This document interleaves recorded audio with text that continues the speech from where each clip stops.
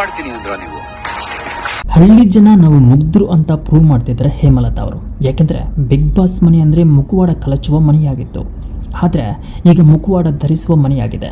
ಆ ಮುಖವಾಡ ನಾಟಕದಲ್ಲಿ ನಾಟಕವೇ ಗೊತ್ತಿಲ್ಲದೆ ಒಳ್ಳೆಯದನ್ನು ಬಯಸುವ ನಮ್ಮ ಹಳ್ಳಿ ಜನರಿಗೆ ಅಲ್ಲಿ ಉಳಿದು ಆಡಲು ಹೇಗೆ ಸಾಧ್ಯ ಹೇಳಿ? ಯಾಕೆ ಇದನ್ನೆಲ್ಲ ಹೇಳ್ತಿರೋದು ಅಂದರೆ, ಇವತ್ತಿನ ಬಿಗ್ ಬಾಸ್ ಪ್ರೋಮೋದಲ್ಲಿ ವೀಕ್ ಕಂಟೆಸ್ಟೆಂಟ್ಸ್ ಯಾರು ಇದ್ದಾರೆ ಅವ್ರನ್ನ ನಾಮಿನೇಟ್ ಮಾಡಿ ಅಂತ ನಿರಂಜನ್ ಅವರು ತಿಳಿಸಿದ್ದಾರೆ. ಅಲ್ಲಿ ಹೇಮಲತಾ ಅವರು ಒಂದಷ್ಟು ಜನರ ಹೆಸರನ್ನು ಹೇಳಿ ಇವರು ವೀಕ್ ಕಂಟೆಸ್ಟೆಂಟ್ಸ್ ಅಂತ ಹೇಳಿದ್ದಾರೆ.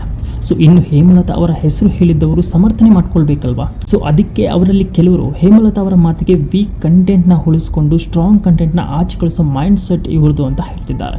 ಸೊ ಇನ್ನೊಬ್ರು ಹೇಳ್ತಾ ಇದ್ದಾರೆ ಹೇಮಲತಾ ಅವರೇ ವೀಕ್ ಇದ್ದಾರೆ, ಅವರು ಏನು ಮಾತನಾಡೋದೇ ಇಲ್ಲ ಅಂತಿದ್ದಾರೆ. ಮತ್ತೊಬ್ಬರು ಇವ್ರು ಹೇಗೆ ಬಿಗ್ ಬಾಸ್ ಕಂಟೆಂಟ್ ಆಗ್ತಾರೆ ಅಂತ ಹೇಳ್ತಾ ಇದ್ದಾರೆ. ಆ್ಯಕ್ಚುಲಿ ಇದು ಪ್ರೋಮೋ ಆಗಿರೋದ್ರಿಂದ ಇಲ್ಲಿ ಇನ್ನೂ ಏನೇನು ಮಾತುಗಳು ನಡೆದಿದೆ ಅನ್ನೋದು ಪೂರ್ತಿಯಾಗಿ ಗೊತ್ತಾಗೋದಿಲ್ಲ.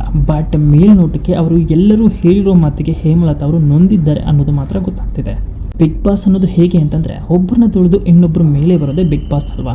ಸೊ ಇಂತಹ ಜನಗಳ ಮಧ್ಯೆ ನಮ್ಮ ಹಳ್ಳಿ ಮುಗ್ಧ ಮನಸ್ಸು ತಾನೆ ಹೇಗೆ ಅವರ ಮಾತುಗಳನ್ನ ತಡೆದುಕೊಳ್ಳೋಕ್ಕೆ ಸಾಧ್ಯ ಹೇಳಿ? ಆದರೆ ಒಂದು ಮಾತಂತೂ ನಿಜ, ಮುಖವಾಡಕ್ಕಿಂತ ಮುಗ್ಧತೆ ಮನಸ್ಸಿಗೆ ನಮ್ಮ ಜನ ಸಪೋರ್ಟ್ ಮಾಡೋದು. 100 ಜನ 100 ಮಾತನಾಡಲಿ, ಹೇಮಲತಾ ಮೇಡಮ್ಗೆ ಸಿಕ್ಕಿರೋ ಅವಕಾಶ ಕೈ ಚೆಲ್ಲದೆ ಆಡಿ ಗೆದ್ದು ಬರಲಿ ಅನ್ನೋದು ನನ್ನ ಆಶಯ. ಸೊ ಇನ್ನು ಈ ಪ್ರೊಮೋ ನೀವು ನೋಡಿದರೆ ನಿಮ್ಗೆ ಏನಿಸ್ತು ಅನ್ನೋದನ್ನ ಕಾಮೆಂಟ್ ಮಾಡಿ ತಿಳಿಸಿ.